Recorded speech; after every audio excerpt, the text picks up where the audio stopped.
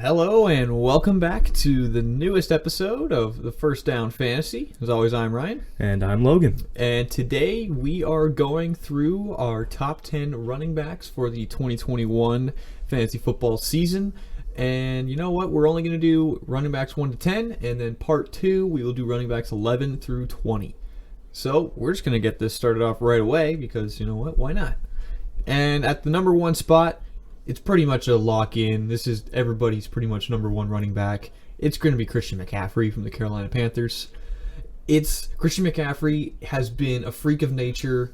I think it was last year his first real year of absolute dominance as the running back number 1. Well, 2 years ago. Last year he didn't play. Okay, yeah. You can see how much on the ball I am right off the hop. But yeah, like 2 years ago, Christian McCaffrey, I was a proud owner 2 years ago, and he was unbelievable. And you know what? Last year was a little bit disappointing. He didn't get to play the whole season, but he still averaged 27.3 fantasy points in just those 3 games he was playing. So that guy was an elite level even when he went out. Yeah. The only question going into last season was how that new offense looks. All new staff, new offensive coordinator, and everything. And guess what? Christian McCaffrey was still unbelievable. So I think this year, it's hard to assume he's not going to be healthy. I get he was injured all of last season, but everyone has injuries. If you're a running back, name me a running back who hasn't been injured. It's not a thing. So assuming he's healthy, I think he's the number 1 guy. I think it's pretty cut and dry, pretty simple. Yeah, because I think there's a stat out there that only 2 running backs that are normally in the top 20 actually played all 16 games. So you're never going to have a running back play every game. That's just how it is. But with Christian McCaffrey, he's the easy, set it, forget it, number 1 draft pick. If you're at the number 1 pick, you're going to take Christian McCaffrey just based on the upside and the amount of volume he's going to get. He does everything, too. The guy scores touchdowns, he puts up yards on the ground, and he is maybe the best pass catcher out of the backfield in the league. Oh, he gets easily. Last year in 3 games, he had 19 targets, 17 receptions. If he keeps that up all year, you're looking at what? That's about 6 targets a game, basically 6 receptions a game. You're looking almost about 100 targets, near almost 80 receptions a year. As a running back, that is exceptional. Yeah, that's enough for him to be relevant all on its own. Forget even the running stats or the touchdowns. So seriously though, he's a freak of nature. It makes no sense. Mm-hmm.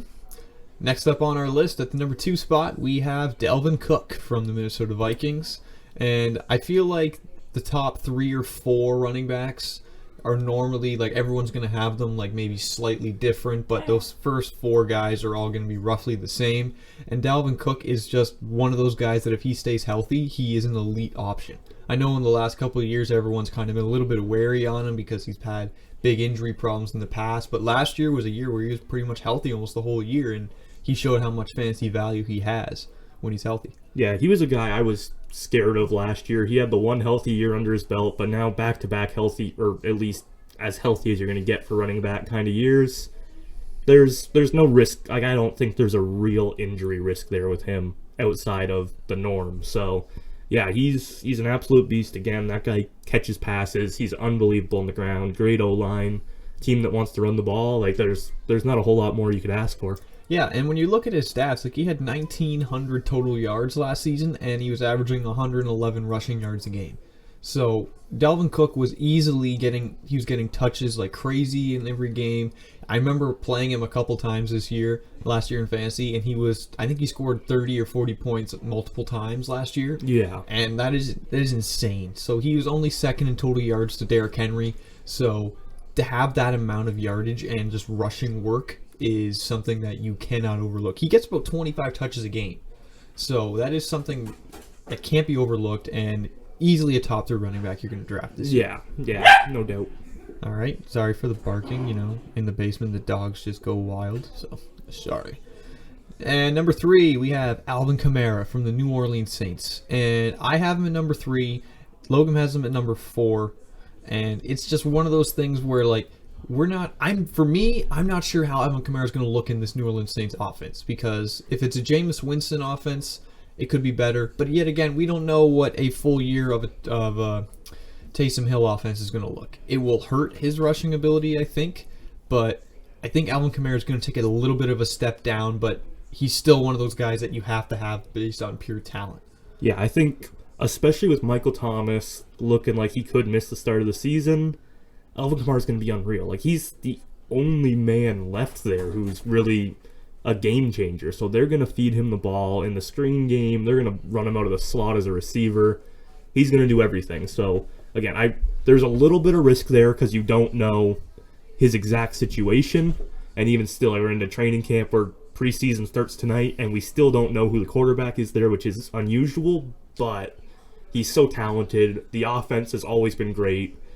Like, I have him at 4 because I prefer, weirdly, Derrick Henry. I don't usually like the non-pass catching running backs, but again, with both those guys, you're getting a locked-in beast who has a little bit of uncertainty. Yeah, and for Alvin Kamara, his stats might be a little bit skewed because he was averaging about 22.4 fantasy points a game, had 1,600 total yards, and you know what? The last game of the year where he put up 6 TDs and roughly about 50 fantasy points probably skews those numbers off a bit, which if you do look, once Drew Brees went down, Alvin Kamara took a step back in that new offense, which can't be overlooked. But I think once the whole offseason gets going and they figure out a new playbook, I think Alvin Kamara should be completely fine. And like you said, he's a number 1 option, maybe at worst a second option on that team behind Michael Thomas. So he's going to get touches, catches. He's easily going to be worth the value you're going to pay for him. Yeah, when you can have a running back who's the second target on a team in the passing game, you're not really taking any risk there. Like, that's a pretty safe pick. No. Moving on to number 4, it's Derrick Henry for the Tennessee Titans. Derrick Henry is the 2-time rushing king, getting over 2,000 yards in back-to-back seasons. And Derrick Henry is pretty much a majority, one of the only running backs left where he is a pure ground and pound. He will rush for every yard he's got. He doesn't catch the ball a whole lot out of the backfield. And I think this year might be a bit better for Derrick Henry because now that they have Julio Jones in that offense, it's going to really open things up. They can't stack the box all the time on him because now they have to worry about Julio and A.J. Brown. So this might be a year where I think Derrick Henry, he's getting picked top 5, which I think he was roughly around there, maybe outside of it last season. But he honestly, like, you had him at 3, I had him at 4, so we had Alvin Kamara and Derrick Henry switched.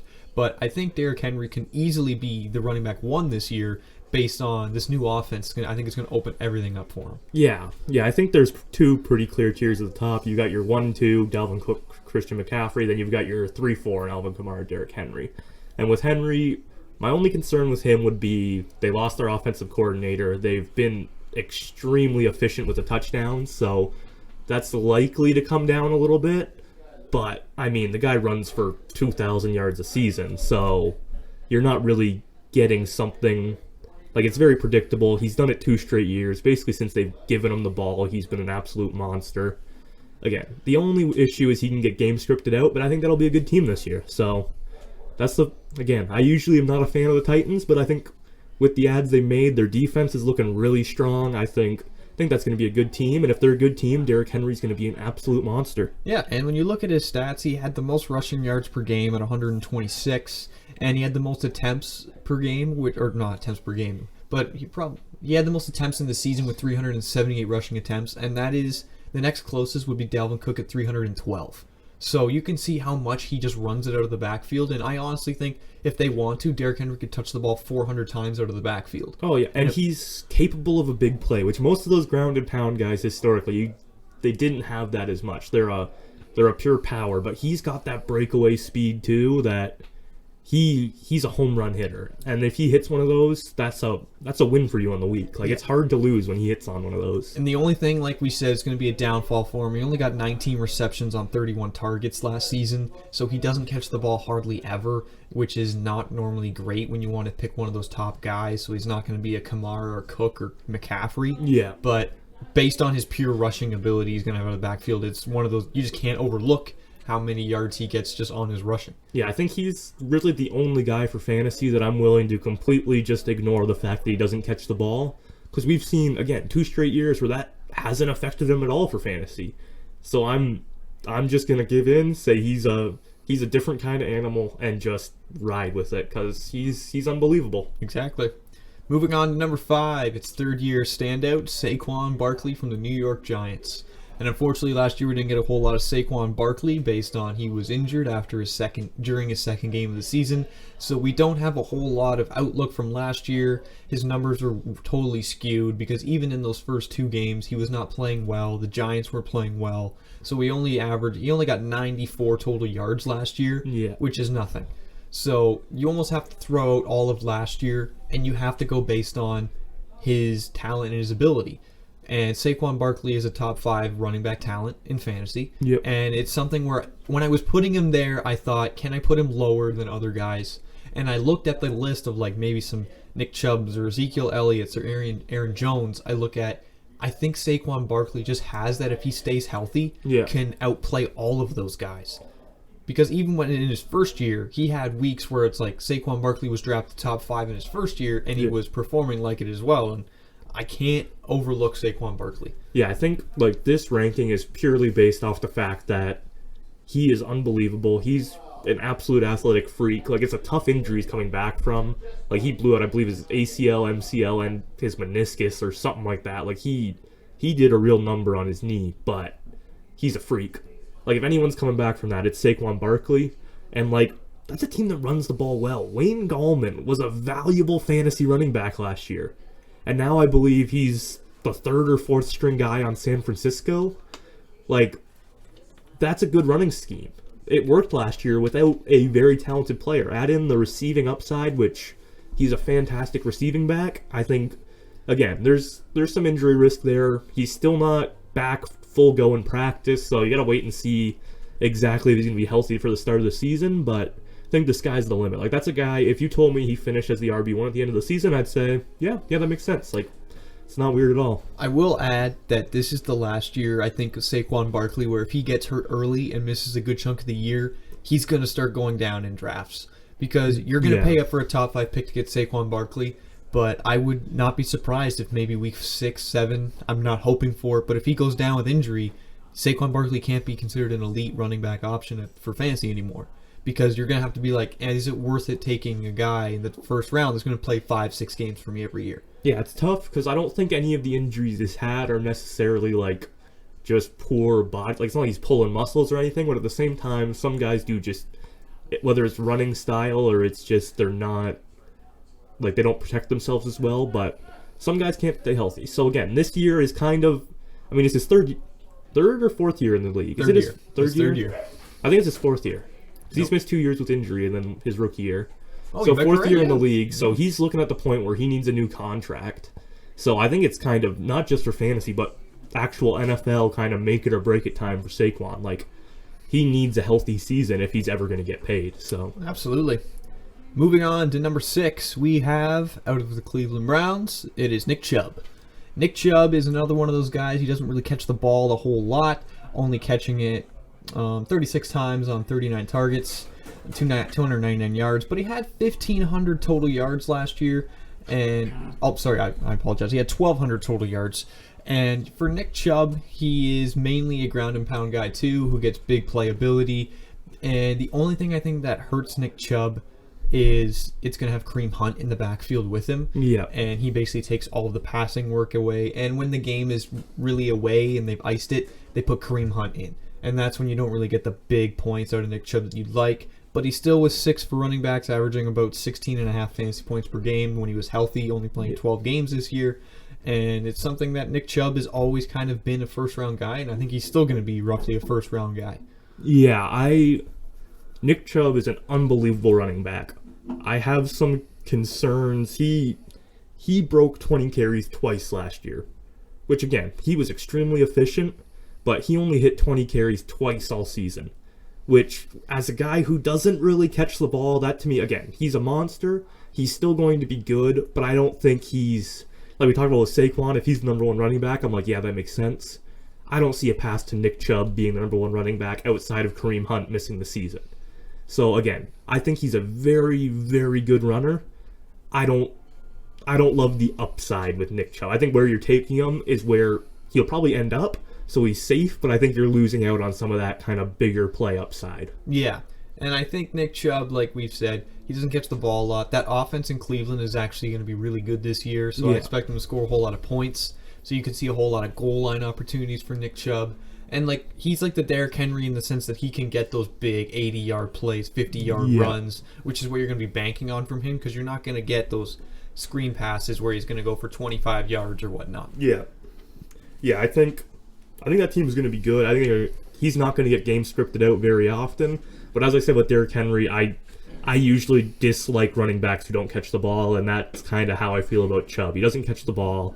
He's not getting the Derrick Henry almost 400 rushes in a season, so I like him, but I don't like him as much as, let's say, Ezekiel Elliott, who I think we're talking about next, and I am extremely high on this season. Yeah. Speaking of that, at number 7, we do have Ezekiel Elliott from the Dallas Cowboys, and Logan is actually really high on this year because you had him ranked at 6, and I had him ranked. I'm sorry, you had him ranked at 5. Yep. And I was way out on Elliott, and I say I have him as my number 10 this year, and I have him as my number 10 because based on last season without Dak Prescott, Ezekiel Elliott was basically a non-factor. Like they replaced him for Tony Pollard, who went off, and Ezekiel Elliott could not do it. So Ezekiel Elliott's talent is totally there. He still averaged 13 fantasy points a year in a down year with 1,300 total yards. But I think that Ezekiel Elliott's production, unfortunately, is going to rely heavily on Dak Prescott's health. If Dak Prescott can't stay healthy, I don't think Ezekiel Elliott's going to be able to have that upside that he's had in years past where he's a top 4-5 running back option when you draft him. Yeah, I'm banking on Dak Prescott staying healthy. That O-line is going to be way more healthy. Like Zach Martin, one of the best guards in the league, missed most of last year. Their right tackle, La'el Collins, missed all of last year. Tyron Smith, one of the best left tackles in the league, missed most of last season. So, like, all those guys are back. They're healthy. They're ready to go. You get Dak Prescott back. And when Dak Prescott was healthy last year, Zeke Elliott, not only was he getting regular touches on the ground, like he hit 22, 14, 12, and 19 with Dak Prescott there, but then he also was getting heavily targeted. Like, 4 targets, 7 targets, 11 targets, 8 targets, and then the game Dak got hurt, he only had 2 targets. But that's, if you're getting Zeke Elliott and he's getting 5-6 targets a game along with the rushing game, I think that's an offense that's going to be really good. Like, I mean, as I said, I'm way in on Dak Prescott this year. I'm in on Zeke Elliott. Like, I'm very high on that offense. I think there's going to score a lot of touchdowns, and if he's getting passing work too, I think the sky's the limit. This guy sounds like a Dallas Cowboy fan over here. I think their defense sucks, and if I'm looking for what's going to be a great offense, it's talent and a brutal defense. Yeah, and he's going to have opportunity there, and that offense is going to be what I think everyone thought last year's offense was going to be. And if that offense can keep clicking, then Ezekiel Elliott is way going to outperform where I have him ranked and can probably easily finish a top 5 running back again. Well, and Zeke Elliott, like, he feels old. He feels like he's been around for a long time. He's only 25. Yeah, he's 25 going on 26. That's not an old guy. No, like, he's still very much in his prime. He hasn't really shown a lot of signs of slowing down again. End of last year, once they were out of it, the O-line was absolutely decimated. He didn't show a whole lot. But I think with a little bit more motivation, a healthy team, I think he's going to dominate. Mm-hmm. Moving on to number 8, we have Aaron Jones from the Green Bay Packers. And I feel like Aaron Jones every year is the guy that is everyone's like, nah, Aaron Jones isn't that great. Or, you know what, it's Aaron Jones, like, I'll take him in the late second round or whatever as a running back. But Aaron Jones consistently finishes as a top 5 normally, but top 10 running back option. Where you look back at the years, like, how did I let Aaron Jones slip away? Like last year, I didn't draft Aaron Jones. I started to draft Kenyon Drake.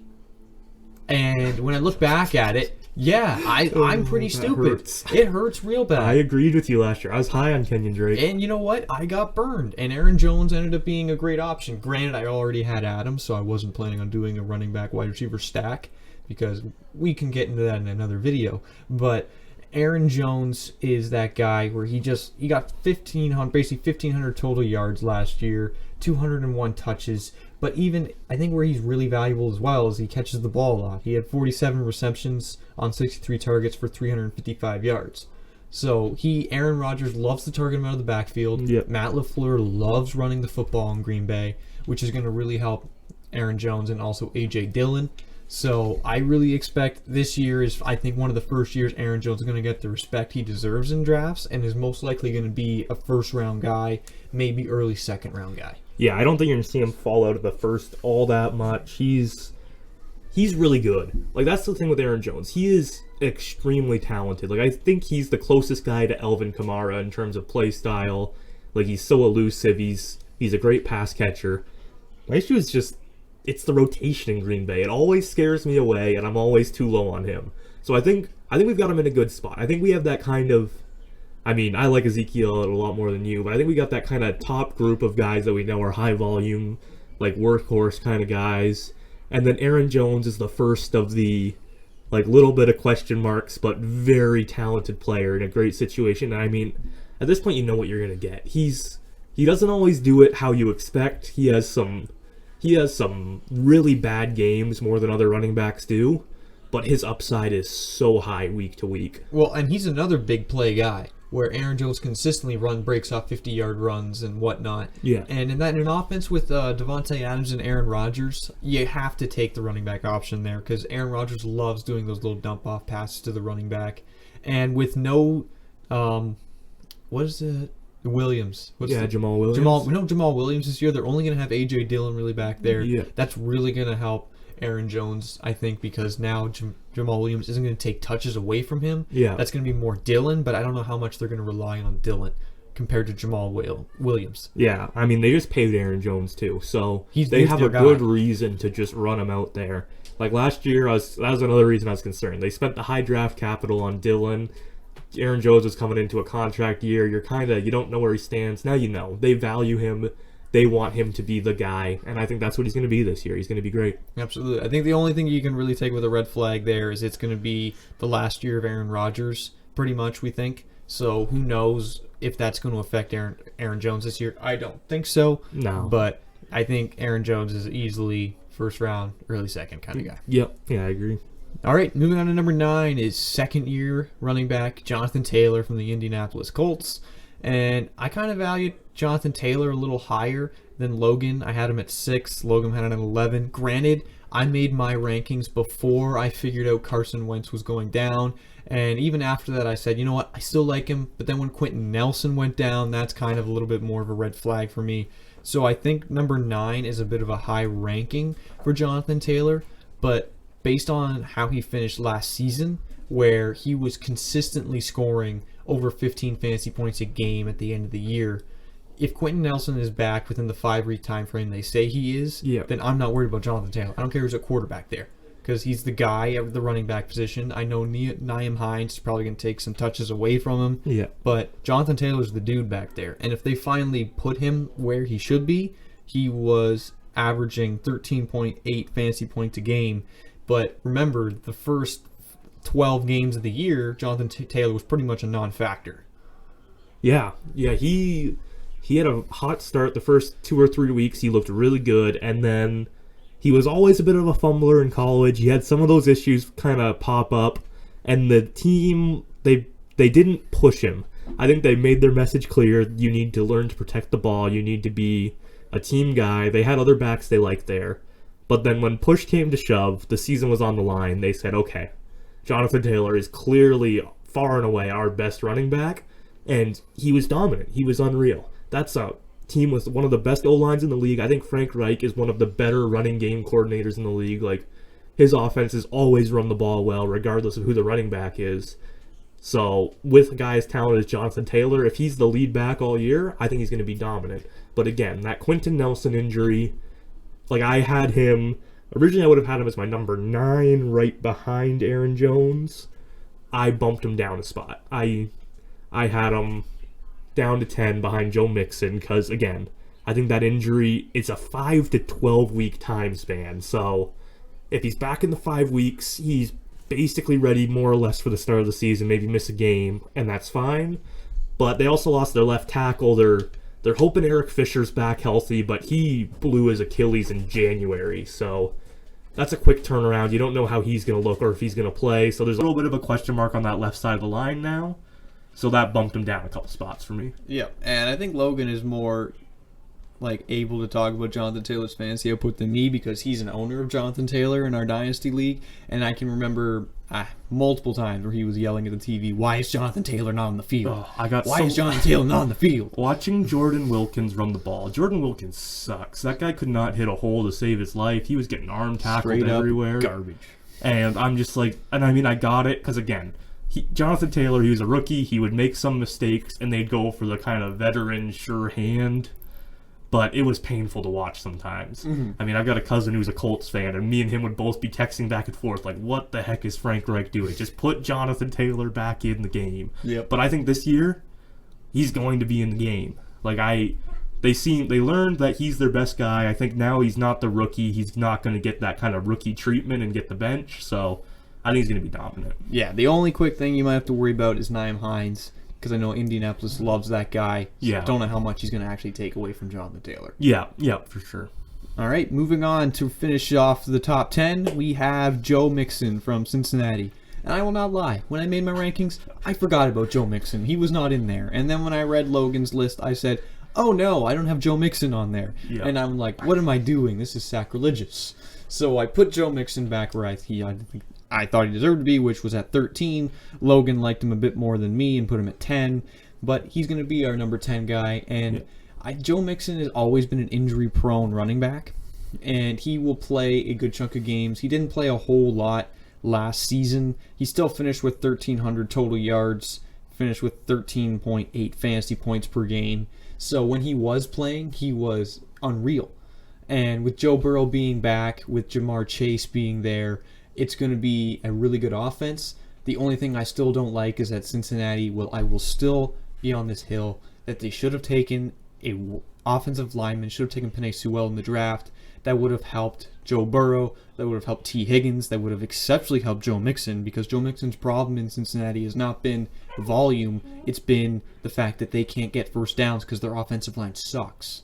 So Joe Mixon still has the talent to be a number round, like maybe early second round guy, mid second round running back. But I think it's more going to be on how that offensive line is going to look. Yeah. Joe Mixon's a talented guy. He's got all the volume. Like, do you know who their backup running back is? It was Giovanni Bernard, but he's gone. Is that I can't think of Samaje P. Yep, Ryan. Samaje P. Ryan. So like there is no one's coming in to take his touches. He's gonna be a 3-down back. He's gonna be a complete workhorse. You could see a Christian McCaffrey kind of workload season where he takes 90% of snaps. So if he stays healthy, he's got the volume. I think that's going to be a team that's pushing from behind a lot. He catches the ball. He runs the ball well. So again, assuming the O-line doesn't completely go to shambles, which I think they did. Again, I would have liked to see them take Sewell, but they didn't do that. But I think they did decent work on that O-line, and it's not a liability, I don't think, anymore. So if it can stay healthy, I think he could have a really big season. Yeah, and like I said earlier, Joe Mixon's health is the main thing, because I'm not worried about his talent and his workload, because he still had 244 touches, which is averaging about... Oh, sorry, I'm way off. That's never mind. Right. But he had a good chunk of touches for when he was playing. He still gets involved in the pass game a lot, and like you said, Samaje P. Ryan is their second guy. So you don't really worry about a backup taking his spot. It's more about how healthy Joe Mixon's going to be, because he will miss games. Joe Mixon will miss probably 4 to 5 games this year. I will just guess that, because he does that almost every year. So it's better how many games he's going to play. Yeah, like his first 3 years in the season, or in the league, he played 14 games, 16 games. I'm not sure, like, he didn't start all those games. Like, he had 7 starts, 13 starts, 15 starts, so he definitely wasn't healthy necessarily for all those games. But I think as far as running backs go, again, you're not getting a healthy running back ever. That position's just so brutal, especially behind a bad O-line. So I think, again, assuming his O-line holds up when he plays, I think he's going to be dominant. Like, he played 6 games last year, had 119 rushing attempts. So that's pretty much 20 per game. Like, he's one short of being 20 per game. Add in the fact that he does get targeted as well, and I think he's got that high ceiling that I like to reach for, especially in that range. Absolutely. All right, and that's going to be the end for part 1 of our running back rankings. Thank you for listening in, and as of now, we're going to try to post new videos every Tuesday and Friday. So tune in for Friday when we release part 2 of our running back rankings, where we're going to give you running backs 11 through 20. As always, thank you for listening. Please like and subscribe. We really appreciate you tuning in and listening. Leave a comment below if you want us to answer any of your questions regarding keepers or anything you want to ask us. Leave it in the comment section. We will happily get to it. As always, thank you for listening. This is First Down Fantasy. I'm Ryan. And I'm Logan. And we'll catch you guys later. Thanks.